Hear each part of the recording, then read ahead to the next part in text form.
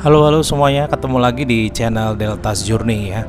Kali ini seperti biasa gue lagi pulang kerja, berhenti di pom, lagi ngisi bensin. Terus dari kejauhan gue lihat ada hal yang menarik dan unik ya. Ini Vespa Extreme, rombongan Vespa Extreme yang lagi istirahat di salah satu tepi jalan yang kebetulan motornya juga lagi rusak. Mereka mau makan siang sih rencananya ini. Nah terus gue samperin, gue lihat-lihat ternyata mesinnya ada banyak guys. Jadi mesinnya ini pakai 3 mesin, rodanya juga ada banyak. Terus ada bahannya kotak gitu dari bambu-bambu yang ditali-tali. Dan sempat gue perhatiin di awal ya, ternyata Vespa ini bahan atasnya itu dari bambu semua dan nggak dipaku, semuanya dari bambu. Terus bambunya itu ditali-tali pakai karet gitu aja. Dan gue penasaran, akhirnya gue coba deketin, gue coba lihat dari deket. Ternyata memang bener, dia pakai karet-karet aja, nggak pakai bambu sama sekali. Terus ini salah satu dari mereka lagi ngebenerin mesinnya ya, tali koplingnya putus. Jadi ini mesinnya ada 3 tapi 2 yang dipakai saat ini.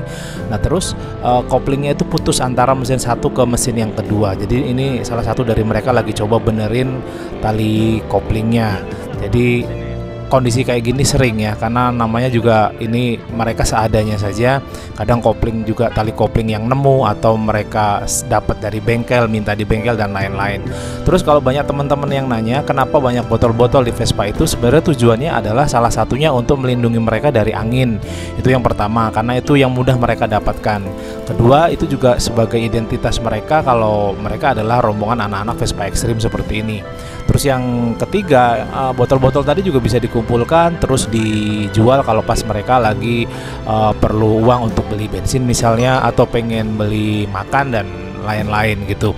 Nah kebetulan siang ini mereka lagi istirahat mau makan siang, jadi ini nanti bakal ditaruh di sini. Terus mereka akan duduk di bawah pohon deket pom ini, terus mereka akan makan siang bareng-bareng. Dan cara makannya juga unik guys. Cara makannya unik, teman nggak gua rekam karena nggak enak ya, karena mereka lagi makan jadi kita nggak mau ganggu. Mereka makan pakai daun pisang gitu digelar, terus mereka makan itu bareng-bareng. Jadi apa yang mereka punya saat itu mereka bareng-bareng makannya, jadi nggak dibagi-bagi, makan bareng-bareng begitu. Nah terus ini gue juga lagi ngobrol-ngobrol dari salah satu dari mereka, berapa lama mereka udah di jalan. Ternyata dia sudah 4 tahun di jalan. Jadi mereka dia salah satunya dari mereka ini sudah di jalan selama 4 tahun keliling Sumatera. Jadi awalnya dari Jawa, dari Cikarang kalau nggak salah nama kotanya asalnya, lalu dia ke Aceh, selama di Aceh lalu pulang lagi. Ini sampai di kota saya di Bandar Lampung, kurang lebih waktunya sudah 4 tahun. Dia bilang dari umur 19 tahun dan sekarang dia umurnya sudah 23 tahun. Jadi sudah lumayan lama di jalan keliling Sumatera. Dan mungkin rencananya sih, kalau dia bilang ngobrol ke saya apakah bakal begini terus, gue tanya apakah bakal begini terus, dan dia bilang enggak, setelah ini dia akan pulang dan berhenti gitu. Berhenti itu artinya dia mau kerja, mungkin mau berkeluarga dan lain-lain.